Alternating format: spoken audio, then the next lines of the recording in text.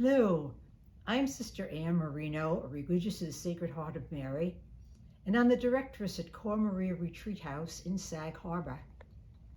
Today I'd like to share some thoughts with you about Father Gailhac and his call to us to have a listening heart in the world we live in today.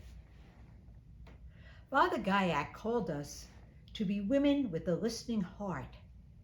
That is, a heart to embrace the needs of the world today, the poor, the lonely, the anxious, the hungry, and those who are searching for meaning for God in their lives. In a letter to the religious of the Sacred Heart of Mary in the Sag Harbor community, dated 1877, Father Gailhac writes to the women, "O God, what love you give us! Therefore, let us love you in return. As our love reaches out, it becomes stronger and becomes more intense and flames out to all. It honors God more and more and pleases him increasingly." Gailhac spoke of a listening heart, a heart listening to God and listening to the cry of the poor in today's world, wherever we minister. Our world is wounded and fractured, and we, as the religious of the Sacred Heart of Mary, are the healing heart and touch. How many of us are ministering to the broken, wounded men, women, and children throughout our institute?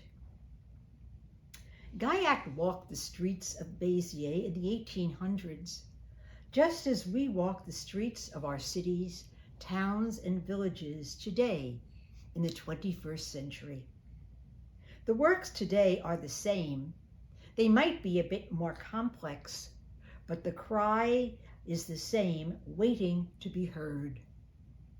God's people waiting to be heard and embraced by God's love. You. We all have stories to share as how we have ministered to all and how each one of our stories has touched each one of us deeply. I'd like to share one with you that touched my heart, and I still walk with the family and pray for them, yet they just passed in a fleeting moment through my life. It was a hot August day in the summer of 2022 in New York City. I was in a car waiting to get the bus to go to Sag Harbor when my eye caught a young mother sitting on the street in the street corner in New York. I got out of the car and realized she had 2 children with her. When I went over to her, she asked if I could help her, and I said yes. I went over to her and she asked, could I help her? And she said yes.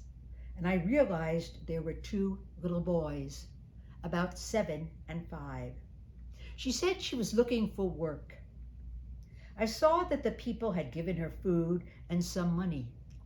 And I told her I was going into the store and I would get whatever she needed. When I left her and went into the store, I picked up some food and some little midget toys for her little boys.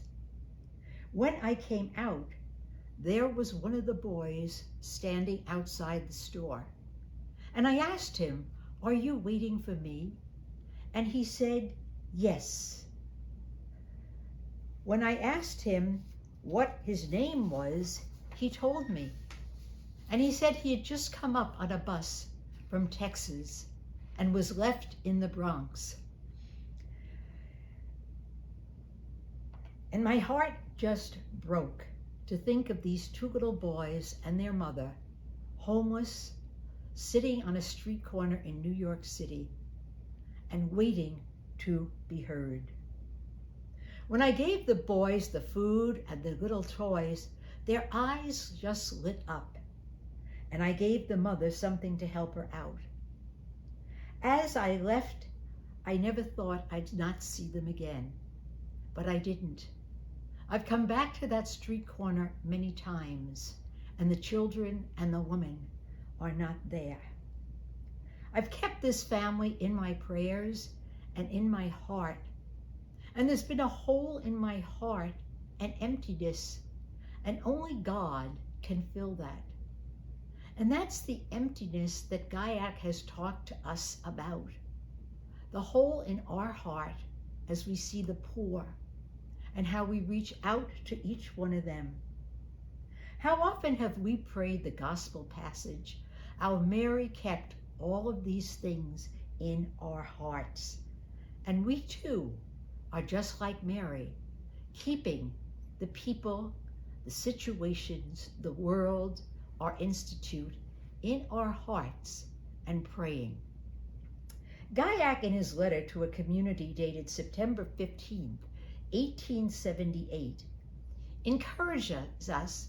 He writes, "May God, whose very being is love, reign in your hearts and set them on fire with holy flames."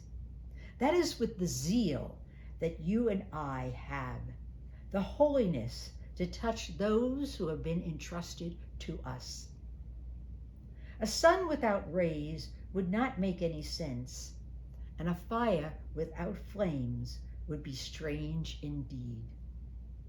Love without zeal would not make any sense, and it would be even meaningless.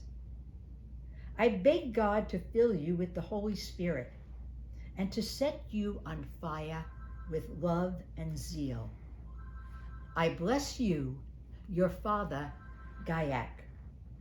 So as Gailhac called us forth in the late 1800s, so to do he's calling us forth to be the listening heart as Mary was, and to embrace God's broken world and to encourage all to whom we minister to today in 2023.